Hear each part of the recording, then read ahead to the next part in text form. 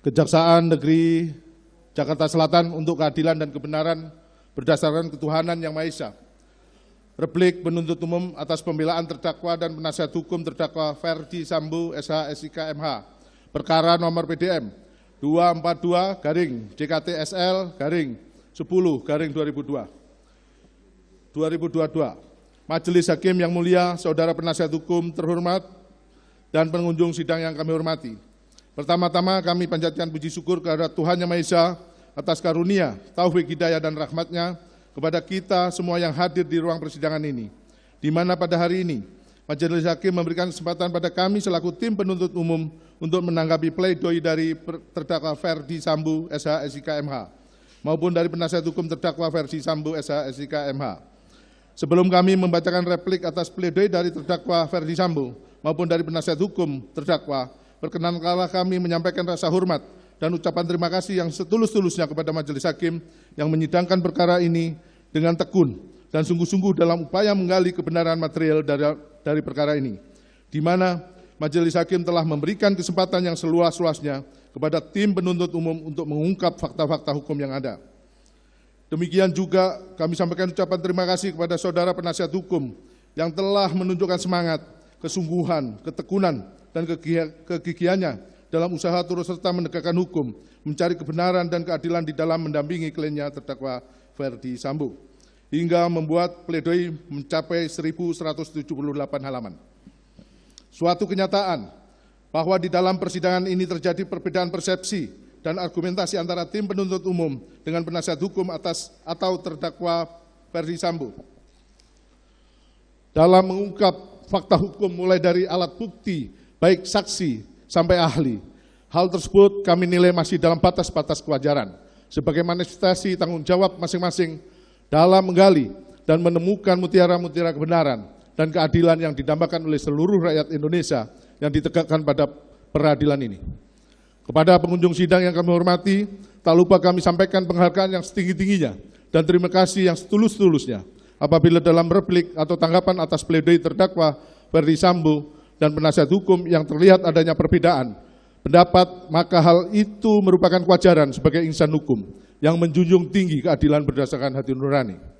Memperhatikan isi nota pembelaan atau pledoi dari penasihat hukum terdakwa, pada pokoknya memohon kepada Majelis Hakim yang menyidangkan perkara ini agar nomor 1 sampai dengan 12 dianggap dibacakan, bahwa permohonan penasihat hukum terdakwa Ferdi Sambo dalam pledoinya didasarkan atas pertimbangan analisa yuridis yang telah diuraikan dalam nota keberatan atau pledoinya yang dilandasi profesionalisme, kejujuran, dan dengan menjunjung tinggi martabat sebagai avokat dan penasihat hukum terdakwa Ferdi Sambo sangat meyakini hal-hal sebagai berikut. Untuk tanggapan kami tidak perlu kami bacakan. Bahwa terhadap pledoi penasihat hukum terdakwa Ferdi Sambo SH SIK MH dalam poin 1 tersebut di atas merupakan tanggapan yang keliru karena pada kenyataannya semua saksi-saksi yang ada dalam berkas perkara telah dihadirkan di persidangan dan telah didengar keterangannya sebagai saksi, dan bahkan tim penasihat hukum tidak cermat dan tidak teliti dalam membaca surat tuntutan penuntut umum sehingga saksi-saksi yang nyata-nyata dihadirkan oleh tim penuntut umum tidak termuat dalam pledoi PH penasihat hukum dan tidak dijadikan sebagai pertimbangan dalam membuat terang peristiwa pembunuhan yang dilakukan oleh terdakwa Ferdi Sambo bersama-sama saksi Richard Eliezer Budiang Lumiu, dengan menyampingkan keterangan saksi-saksi yang telah dihadirkan di persidangan. Untuk sebagai berikut tidak perlu kami bacakan dan dianggap dibacakan. Terhadap saksi yang dibacakan di hadapan persidangan juga telah memenuhi syarat untuk dibacakan karena para saksi saat di penyidikan sebelum memberikan keterangan terlebih dahulu dilakukan penyumpahan sebagai berita acara penyumpahan yang dibacakan di hadapan persidangan. Sebelum pembacaan keterangan para saksi dan para saksi juga telah dipanggil secara patut, namun yang bersangkutan tidak dapat hadir sehingga dimohonkan untuk dibacakan. Dan saat dibacakan penasihat hukum juga tidak keberatan sehingga keterangan yang termuat dalam surat tuntutan dapat diakui kebenarannya, dan terdakwa Ferdi Sambo SH SIK MH tidak keberatan atas keterangan tersebut. Terhadap keterangan memanipulasi, penasihat hukum terdakwa terlalu mengada-ngada karena pada nyatanya para saksi selain mengakui keterangan yang telah diberikan di BAP saat diperiksa pada tingkat penyidikan, para saksi juga menerangkan kembali di hadapan persidangan setelah meletakkan sumpah dan keterangan tersebut merupakan fakta hukum yang dapat diakui kebenarannya.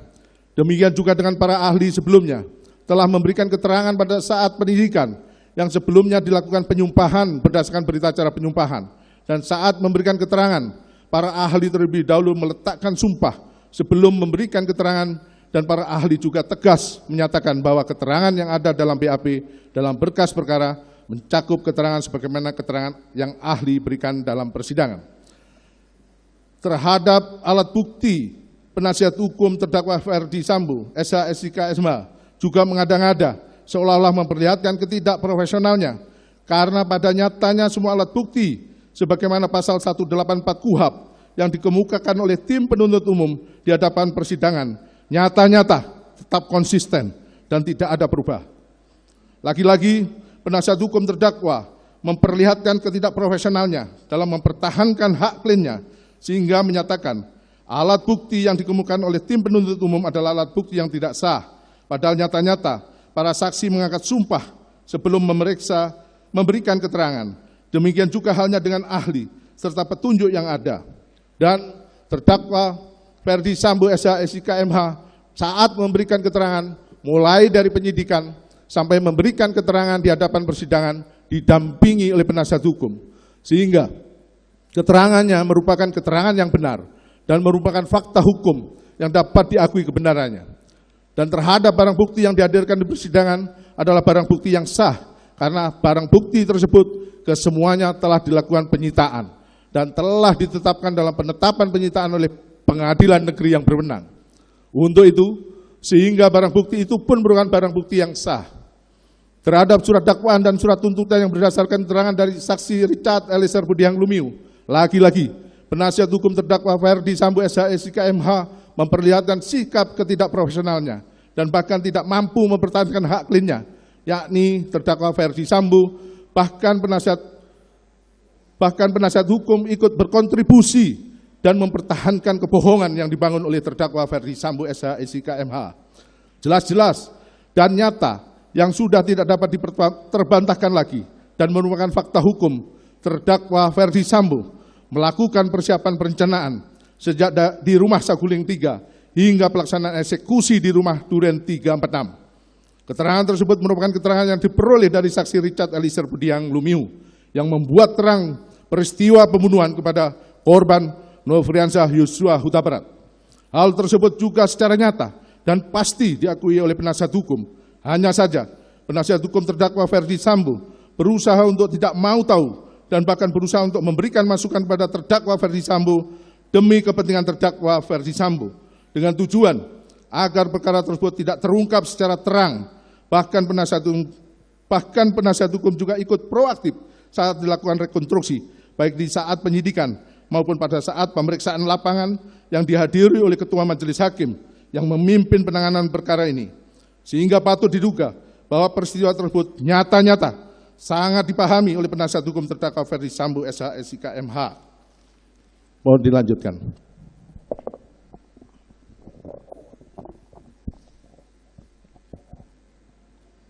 Dua, tanggapan penasihat hukum mengenai atas analisa yuridis surat tuntutan penuntut umum menggabungkan unsur dengan sengaja dan tanpa hak dan melawan hukum pada uraian unsur pasal 33 Undang-Undang ITE.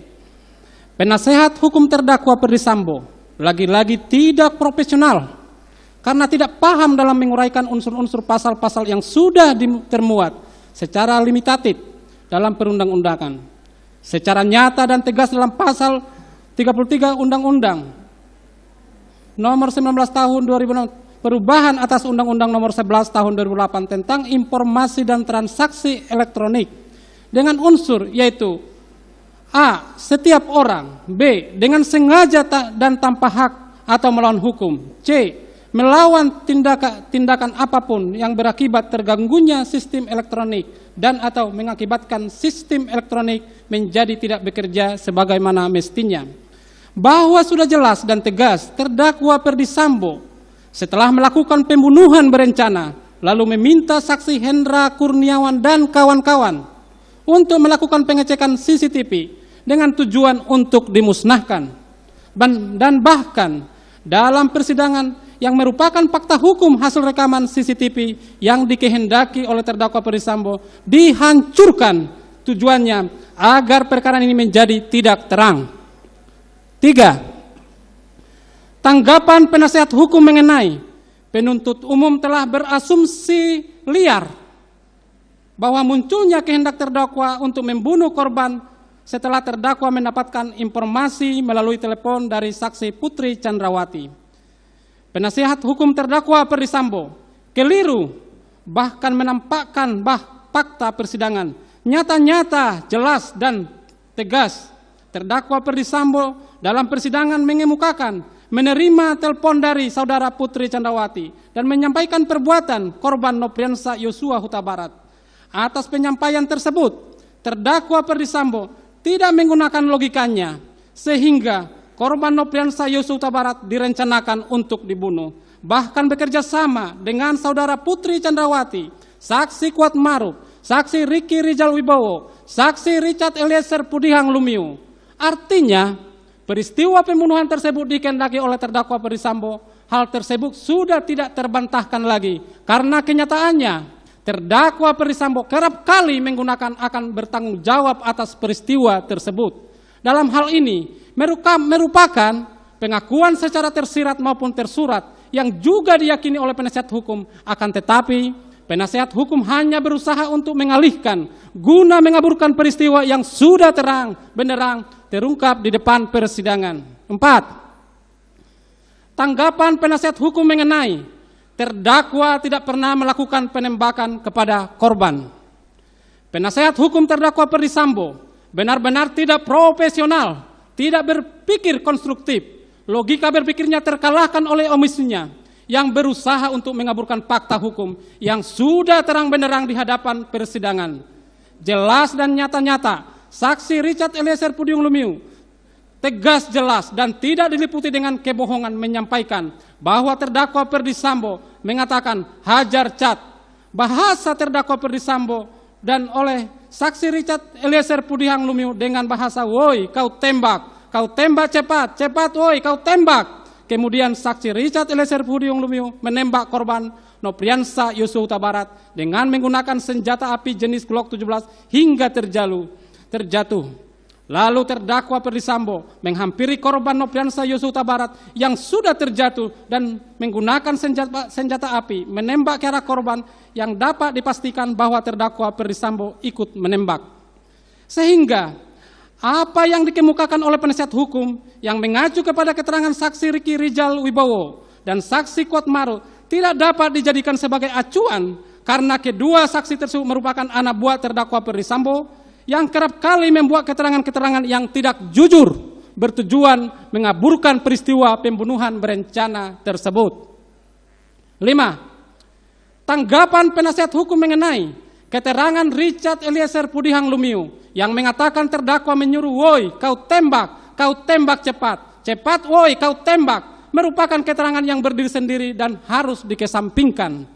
Penasehat hukum terdakwa Perdisambo benar-benar tidak profesional dan berusaha mengaburkan fakta hukum yang sudah terbuka secara terang benderang di hadapan persidangan. Bahkan penasihat hukum berusaha melindungi terdakwa Perdisambo dan seolah-olah melimpahkan perbuatan pembunuhan berencana tersebut kepada saksi Richard Eliezer Pudihang Lumiu. Hal tersebut dikemukakan oleh penasihat hukum karena penasehat hukum terdakwa Perdisambo, saksi Ricky Rijal Wibowo, saksi Kuat Maruf dalam hal ini terdakwa dalam perkara terpisah adalah merupakan tim penasehat hukum yang sama, sehingga logika berpikirnya sudah tidak rasional, bahkan hanya berusaha mengaburkan peristiwa pembunuhan berencana yang mengakibatkan korban Nopriansa Yosua meninggal dunia karena ditembak dengan secara sadis.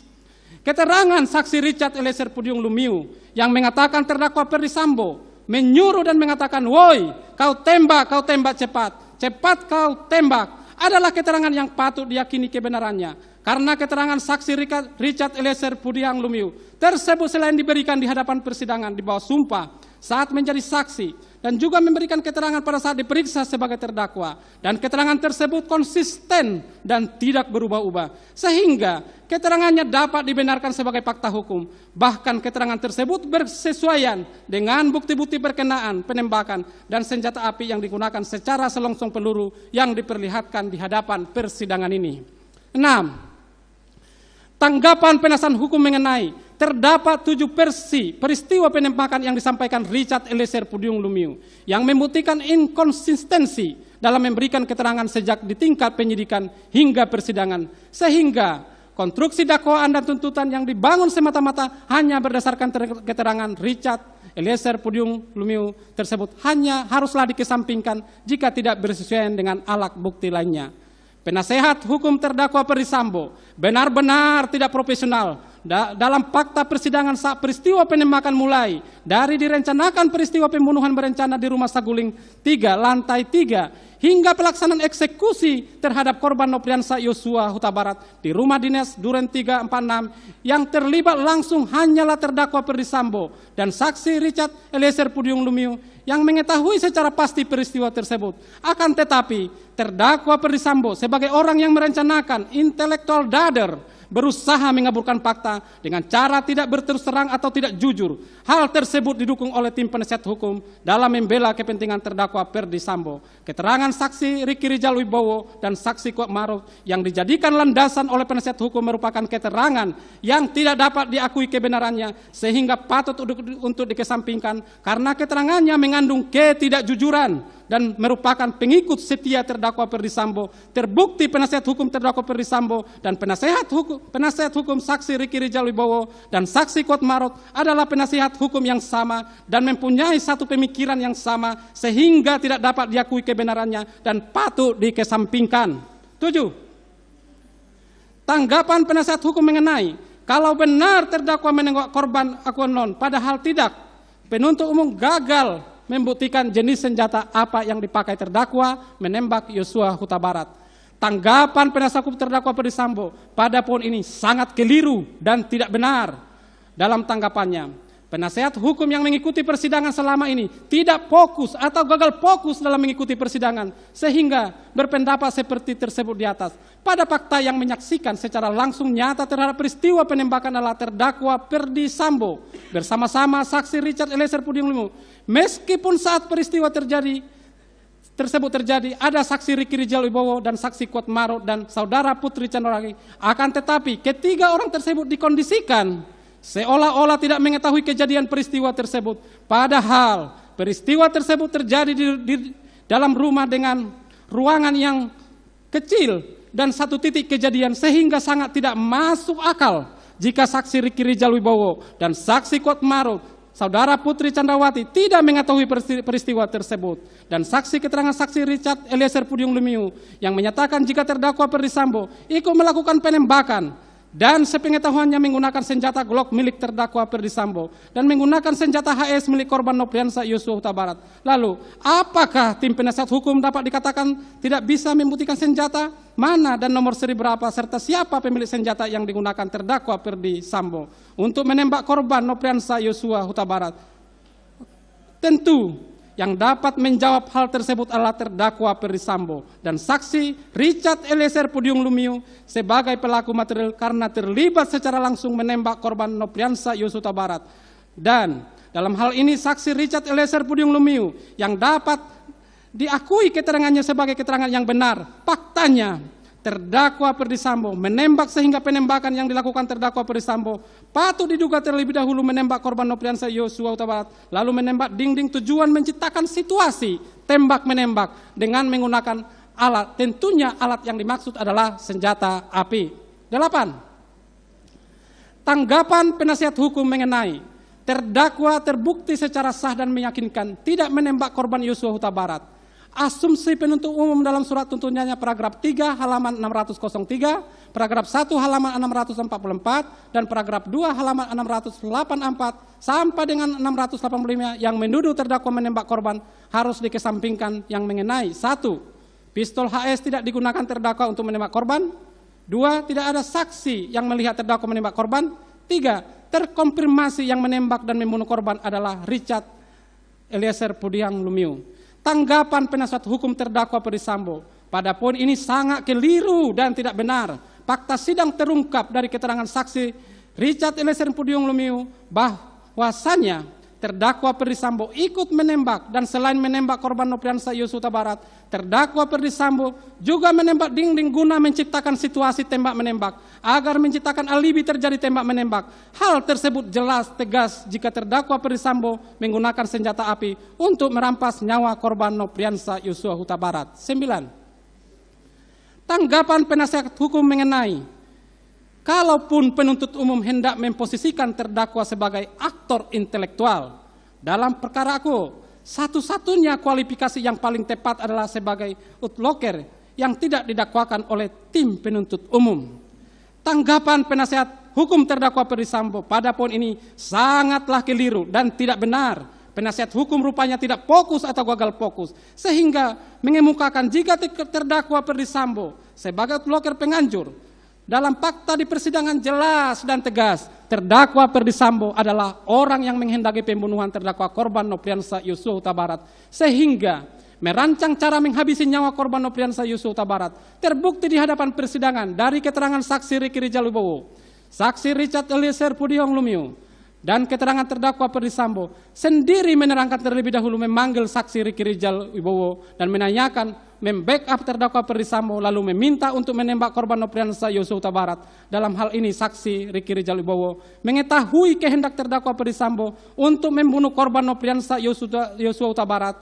Hal yang sama juga disampingkan kepada saksi Richard Eliezer Pudiang Lumiu, sehingga tujuannya adalah membunuh korban Nopriansah Yosua Huta Barat di lokasi rumah dinas Duren 346. Hal tersebut merupakan bentuk kerjasama. Dalam hal ini mereka menyuruh melakukan dan turut serta melakukan perbuatan yang disetujui untuk membunuh korban Nopriansah Yosua Huta Barat. Terbukti korban Nopriansah Yosua Huta Barat dibawa oleh saudara Putri Candrawati bersama saksi Kuatmaruf, saksi Ricky Rijal Wibowo, saksi Richard Eliezer Pudiang Lumiu ke rumah dinas Duren 346, dan pada faktanya korban Nopriansah Yosua Huta Barat mati tertembak di rumah dinas Duren 346, sehingga dalam hal ini tepat perbuatan merampas nyawa sebagaimana dalam pasal 340 KUHP junto pasal 55 ayat 1 ke 1 KUHP.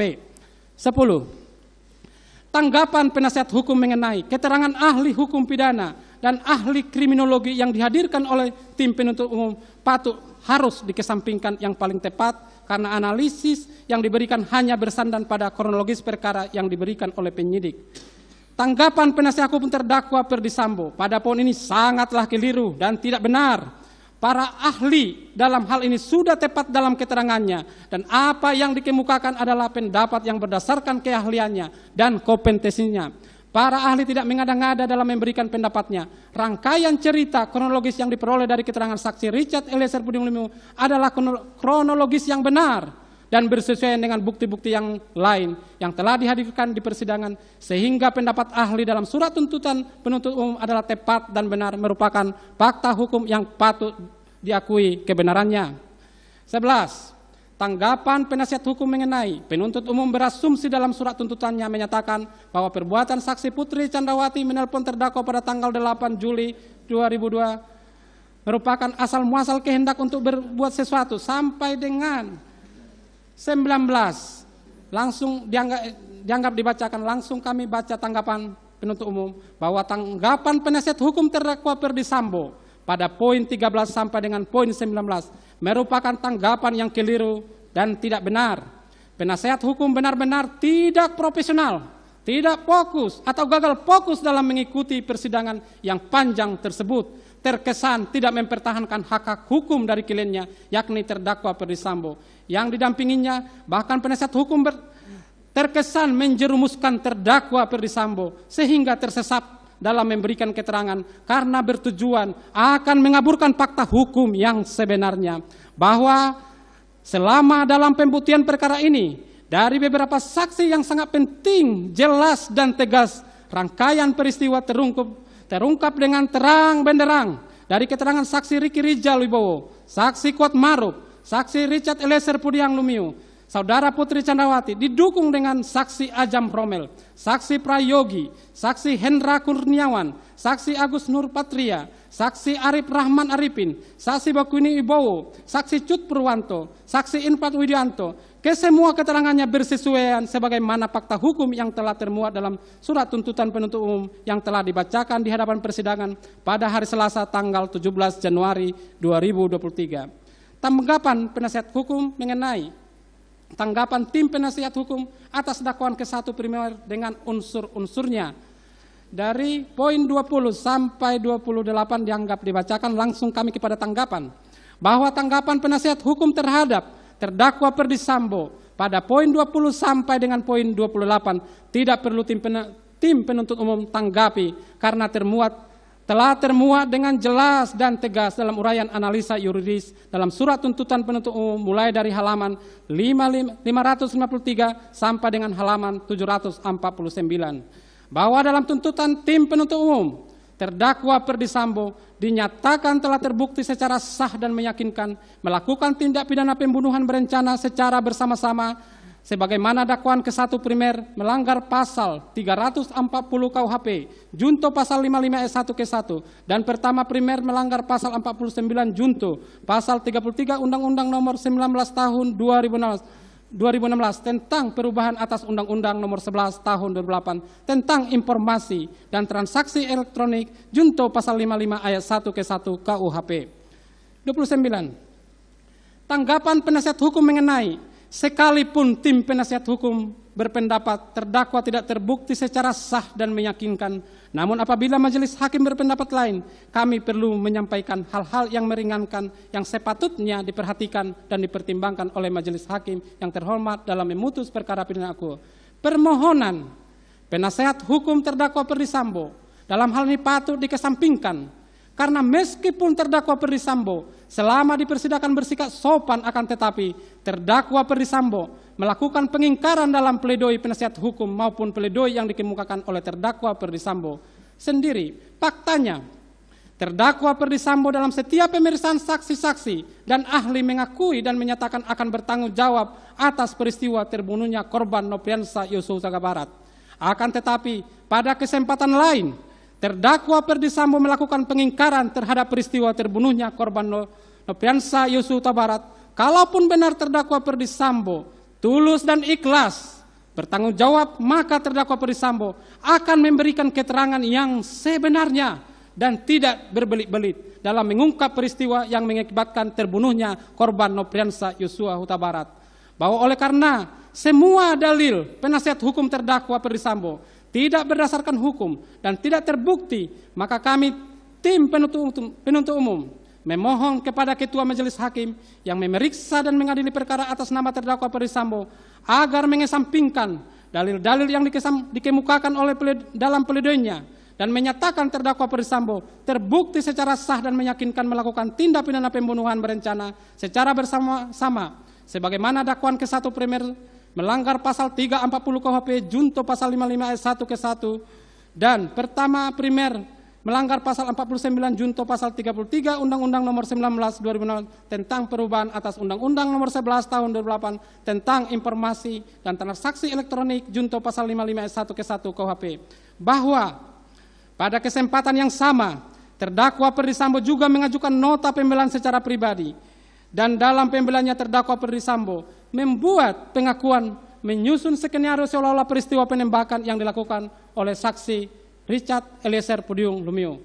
Bahwa terhadap hal-hal lain yang termuat dalam pledoi penasihat hukum yang belum terbantahkan oleh replik tim penuntut ini, maka tim penuntut umum menyatakan tanggapan penasihat hukum dalam pledoinya telah terbantahkan dalam replik ini yang merupakan satu kesatuan dalam surat tuntutan penuntut umum yang telah dibacakan pada hari Selasa tanggal 17 Januari 2023. Selanjutnya kami akan serahkan sepenuhnya kepada majelis hakim yang menyidangkan perkara ini. Semoga Tuhan Yang Maha Esa memberikan kekuatan batin kepada majelis hakim yang mulia dalam menjatuhkan putusan dalam perkara ini dengan seadil-adilnya.